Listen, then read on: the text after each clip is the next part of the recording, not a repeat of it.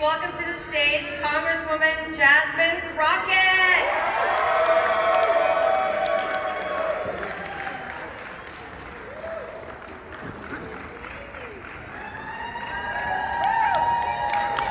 Good morning, Arizona. I don't quite have a voice, so my apologies. But listen, there's no way I could miss coming to see y'all. Yeah. I have been to Arizona, I think 3 times so far in this election. An interesting story. I will never ever forget the last time that I was in Arizona.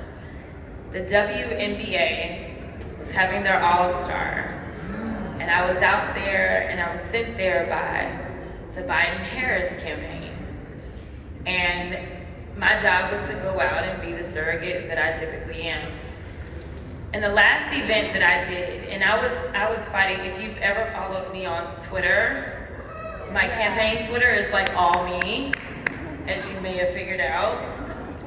And so I'm fighting with reporters and all kinds of people on Twitter because they're talking about all these rumors, all these leaks and things like that.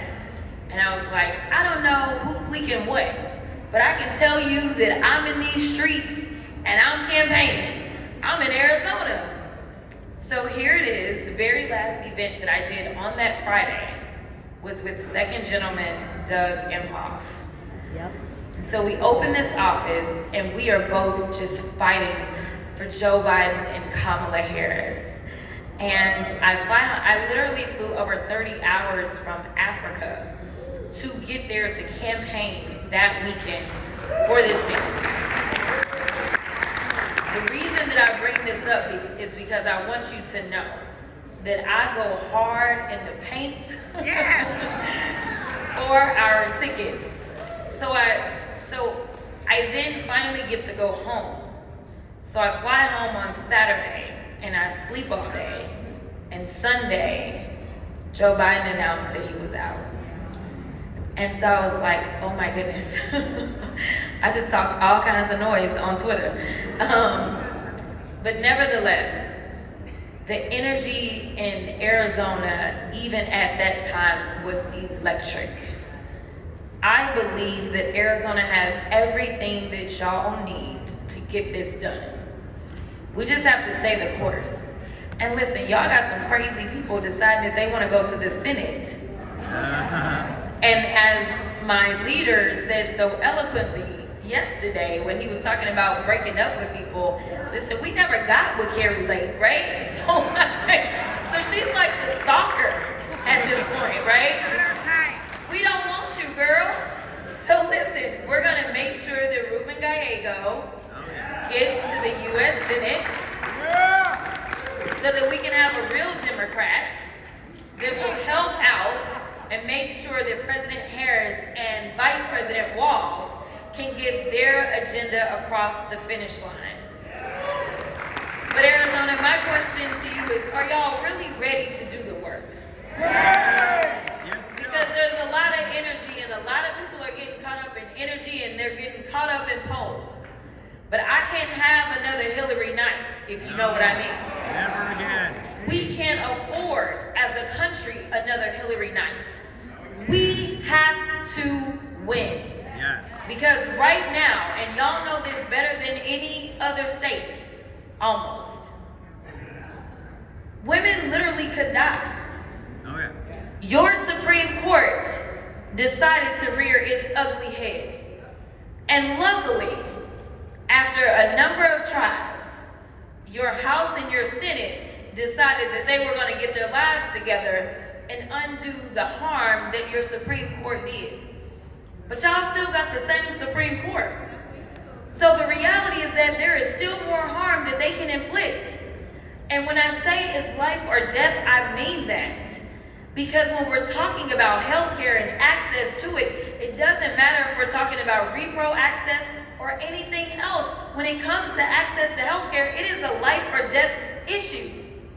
We have a lot of problems right now, y'all. And listen, once we win, we won't solve them all. So I also want you to have reasonable expectations. Because we still have a terrible Supreme Court in the United States where we have justices that have lifetime appointments. But we got bills to fix that.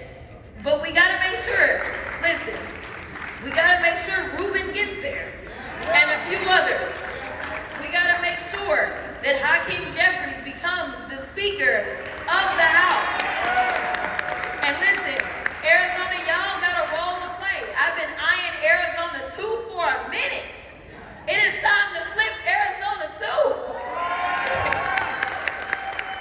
I need y'all to fight like you've never fought. And so the last thing that I'm gonna say, because people always ask me, well, Congresswoman, what are you asking us to do? I'm needing you to stretch further than you've ever stretched yourselves.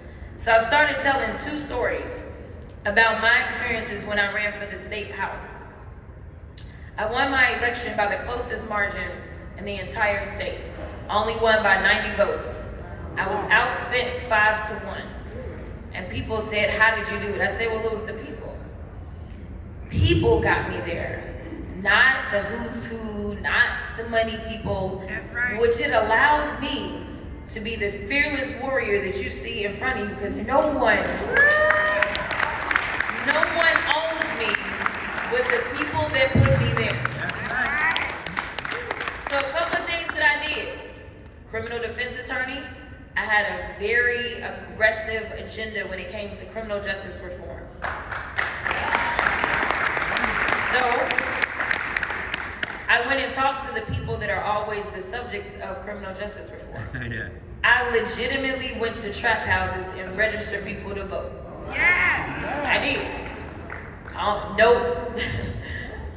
No consultant ever tells you to do that, but I'm just telling y'all, that is what I did.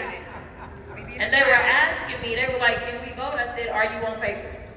Because that was our law. If you weren't on papers, you could vote. And a vote is a vote. And they said yes, and I said, I understand that it's difficult for you to get funding if you want to go to school. I know how difficult it is for you to get housing.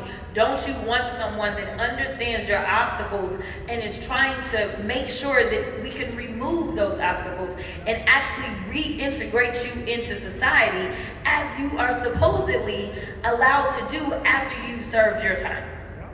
I had a message to them. They were my constituents. And so I went to them with my message. That's number one. The other thing was really more so happenstance. So in my state house race, we were all swagged out. I had Jasmine everything, including Jasmine water. I did. And I mean, it was professional Jasmine water. Texas, it gets a little hot. And so here it is, it's in July of that year. We're going into this runoff. I'm out at the polls, talking to my poll greeters and delivering water to them. There were some unhoused folk that were sitting near this polling location. And it's hot. And so I said, hey, do y'all want some water? They said, yeah. So I gave them water. I then delivered the water to my poll workers. And then when I walked to the car, the unhoused folks said, do you have any more? I said, let me just run to the office. I'll grab some more and be right back. I did that. The next day when I'm talking to my poll worker, I'm asking, how did it feel on the polls? And they said the craziest thing happened. And they called them homeless. A bunch of homeless people walked in to vote for you. I said, say what now? And they were like, yeah. And literally, I was outdone because I was just that ignorant. In my mind, you're not a voter because you don't have a house. But it wasn't true. And because I decided to see them for who they were as just human beings. When you are in a tight race, you don't get to let up. You don't get to take anything for granted. Now, granted, I wasn't out there trying to campaign to a bunch of unhoused folk. I literally was just showing them who I am, which is somebody that cares. And while nobody else could see them, I did. And it made them show up for me. And so I won by those 90 votes. I had been down 700 after early votes, and in one day, we overcame a 700 vote deficit. I'm trying to tell you what I know about a close race. This race is gonna be close. But I am asking you to get out of your bubbles. I am asking you to talk to people that you have never talked to before. I'm asking you that when you get into the Uber, when you get into the Lyft, you talk to them. You talk to people of a different race. You tell them why it matters. You let them know that this is not just your fight, it is our fight. If y'all do that, we will win.